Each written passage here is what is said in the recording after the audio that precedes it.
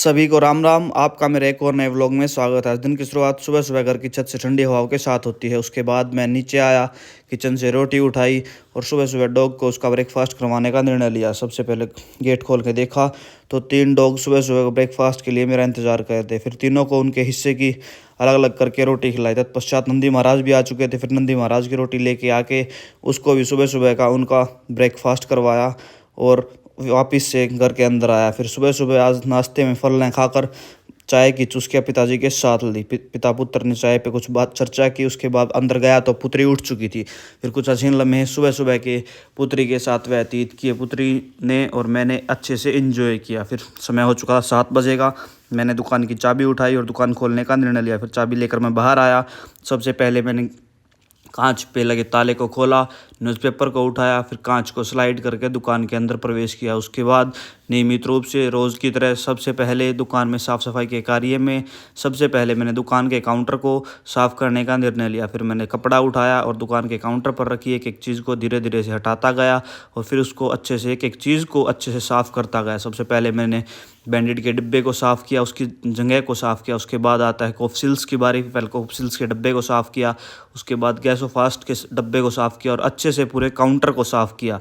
यह कार्य मैंने पूर्ण किया ही था, तभी एक बॉक्स और बच गया था। फिर उस बॉक्स को भी उठा के अच्छे से उस बॉक्स की भी साफ़ सफाई की और अच्छे से सारे काउंटर के ऊपर साफ़ सुथरे तरीके से कपड़ा मारा। यह कार्य पूर्ण करने के बाद मैंने झाड़ू उठाई और झाड़ू का कार्य करने का निर्णय लिया। फिर झाड़ू उठाने के बाद दुकान के एक एक कोने से अच्छे से आई हुई धूल मिट्टी को अच्छे से झाड़ू के माध्यम से साफ़ सफाई करके बिल्कुल पूर्ण तरीके से सारी साफ़ सफाई की और झाड़ू के माध्यम से सारी धूल मिट्टी आई हुई दुकान के अंदर उसको सारी को धीरे धीरे करके बाहर की तरफ लेके आया। यह कार्य मेरा पूर्ण हुआ ही था। उसके बाद समय हो चुका था 8 बजे। फिर मैंने नहाने का निर्णय लिया, तौलिया उठाया और मैं बाथरूम की तरफ नहाने के लिए चल पड़ा। मैं बाथरूम से नहा के थोड़ी देर बाद वापस आ चुका था दुकान पर।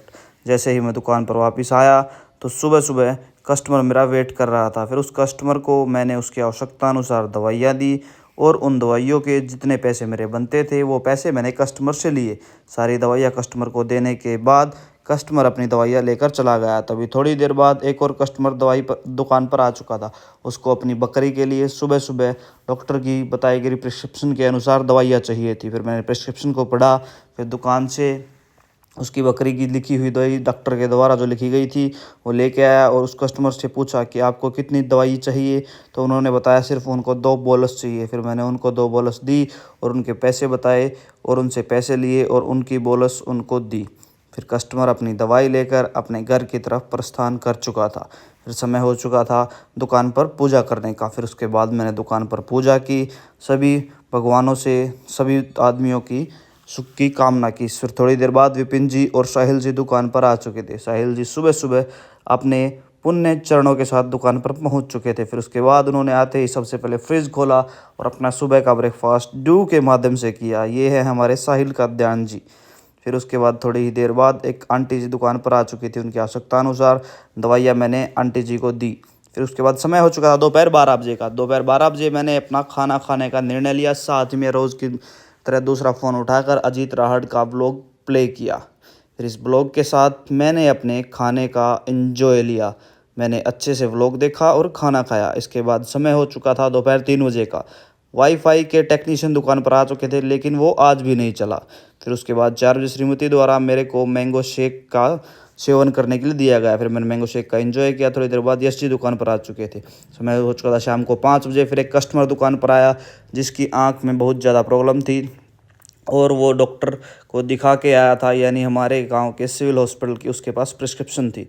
फिर डॉक्टर की प्रिस्क्रिप्शन अनुसार मैंने उनको दवाइयाँ दी, उनकी डोजेज़ बताई और सभी दवाइयों का सेवन कैसे कैसे करना है ये मैंने उनको समझाया। ये चीज़ें समझाने के बाद उन्होंने मेरे से मेरे पैसे पूछे, फ़ोन निकाला, डिजिटल माध्यम से पेमेंट करने के बारे में सोचा। फिर उन्होंने फ़ोन को अनलॉक किया और फ़ोनपे का ऐप ओपन किया। उसके बाद ऐप ओपन करने के बाद उन्होंने दुकान पे लगे QR कोड को स्कैन किया और डिजिटल माध्यम से मेरी पेमेंट करने का निर्णय लिया। यह सारा प्रोसीजर पूरा हो ही रहा था तभी विपिन जी के साथ कुछ पारिवारिक चर्चा चल रही थी। फिर मैंने इन चर्चाओं में साथ साथ चेक किया कि कस्टमर ने फ़ोन पे के माध्यम से QR कोड को स्कैन करके डिजिटल माध्यम से मेरी पेमेंट कर दी थी। इसके बाद शाम को रोहतक से सामान आ चुका था, यानी दुकान का स्टॉक आ चुका था। फिर मैंने बिल को उठाया, एक एक चीज़ को अच्छे से गिना, उनकी एक्सपायरी चेक की, उनकी क्वांटिटी चेक की और उनका बैच नंबर, एक एक चीज़ के बैच नंबर उसके हिसाब से, बिल के हिसाब से और प्रोडक्ट के हिसाब से चेक किया।